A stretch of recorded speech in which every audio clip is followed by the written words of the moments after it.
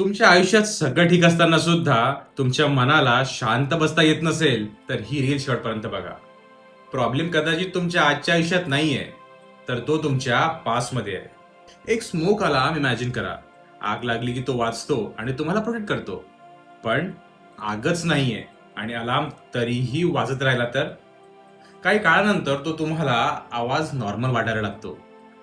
आपल्या nervous system सोबतही कधी-कधी असंच होतं.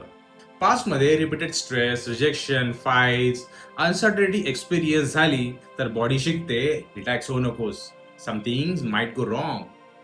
मग आज डेंजर नसतानाही तुम्ही ओव्हरथिंक करता. सगळं कंट्रोल करण्याचा प्रयत्न करता. छोट्या गोष्टींचाही स्ट्रेस घेता आणि मग म्हणता, मी असाच आहे. पण ही तुमची पर्सनॅलिटी नाहीये. हा तुमचा जुना सर्व्हायव्हल पॅटर्न आहे. Hi, I am Anurag, life coach, NLP practitioner and manifestation mentor. आता स्वतःला एक प्रश्न विचारा. माझ्या आयुष्यात खरंच डेंजर आहे की माझा इंटरनल अलार्म अजूनही ऑन आहे? कारण लाईफ बदलण्याआधी कदाचित तुमचा बॉडीला सेफ फील करायला शिकणं गरजेचं आहे. जर हे तुम्हाला डीपली रिलेट झालं असेल, तर कमेंट करा सर्व्हायव्हल.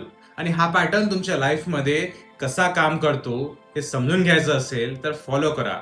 आणि 1-to-1 कोचिंगसाठी कमेंटमध्ये असलेल्या लिंकवर क्लिक करून तुमचा क्लिअरिटी कॉल आजच बुक करा, जो की फ्री आहे.